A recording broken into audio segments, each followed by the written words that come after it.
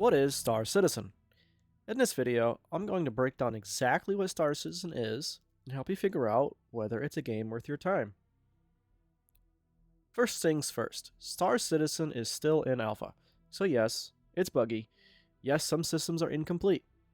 But recently, the game's vision has started to come into focus, and there's already a lot here to explore. Let's get right into the elephant in the room, the ability to purchase in-game spaceships along with other items. Although this may seem like a gameplay wrecking system, having other people in bigger, stronger, better spaceships, this isn't as big of a deal as you may imagine. First of all of these ships are or will be available in-game quickly after they are put on sale on the web store for real money. Now, it goes without saying, as this does present an advantage in some ways, although it's not quite as pronounced as it could be. For example, imagine if you could purchase a rifle for real money in Counter-Strike that is better than any other rifle. In this scenario, the entire game balance is thrown off whack and has a huge impact on playability of the game for everyone who doesn't buy this gun. Star Citizen is a little bit different in this regard. First of all, the majority of Star Citizen's funding comes from these ship purchases, so without this, the game just wouldn't exist, at least to the extent that it does now. Second of all, the game is way larger than just ship versus ship PvP.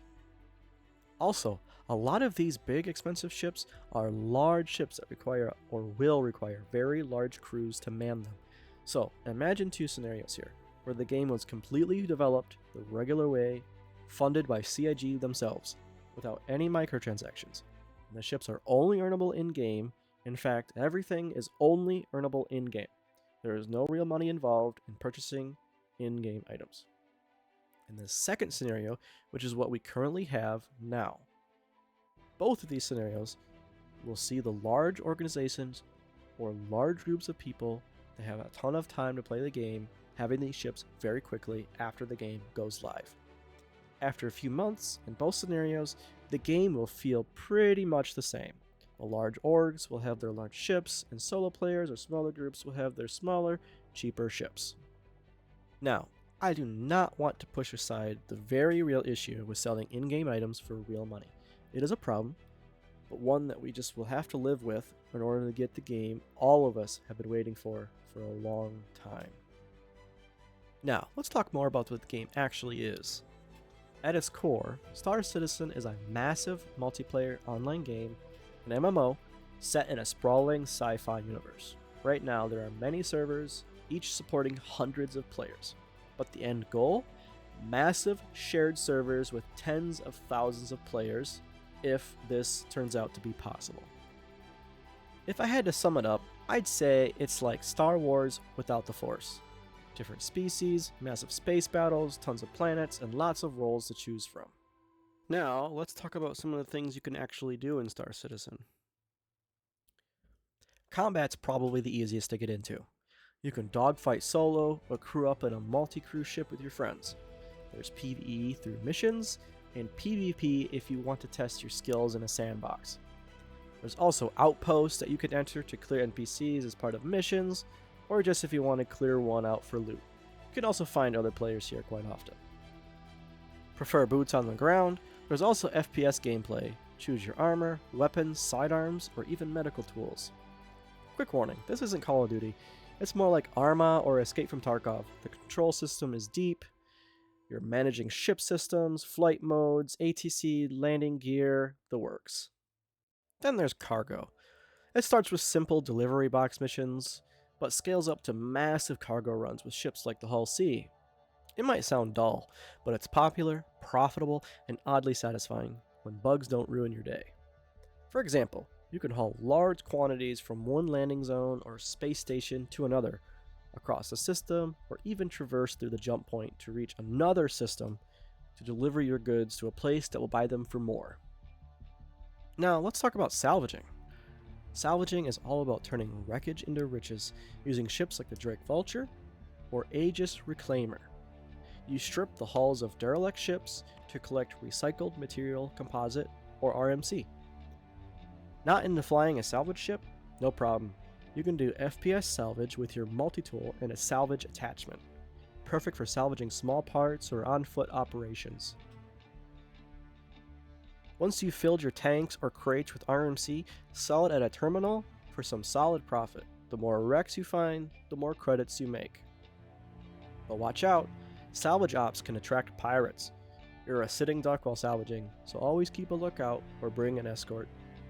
Next, we'll talk about some of the latest additions that show where the game is headed. First, we have Wicklow, who is a Banu alien trader. You can visit his emporium, trade rare items you find in the verse, and collect unique gear. You can also trade items for spaceships, all the way up to the Polaris. Another new hotspot is the Hathor Orbital Laser, a giant mining laser that draws PvP action, perfect for large group fights. Next, let's talk about some exciting features that are coming to Star Citizen in the future. Exploration in Star Citizen is set to be one of the most immersive and rewarding experiences in the game. Players will be able to chart unclaimed jump points, discover derelict ships, ancient ruins, and even previously unknown celestial bodies. It's not just about flying around. Exploration will involve scanning, data gathering, and navigating unknown and potentially dangerous regions of space. Specialized ships like the Carrack and the 315P will offer tools and features designed specifically for long-range missions. Whether you're mapping uncharted territory or uncovering hidden lore, exploration will offer a unique blend of risk, reward, and discovery.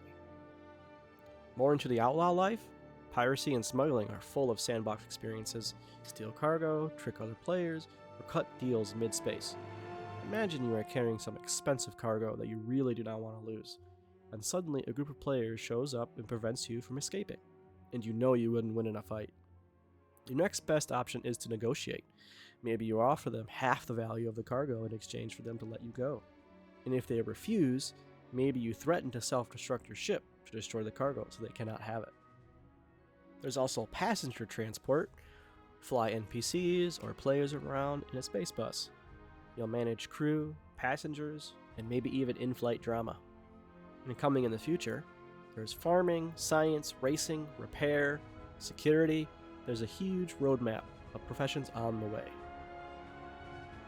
Star Citizen wants to be the space game.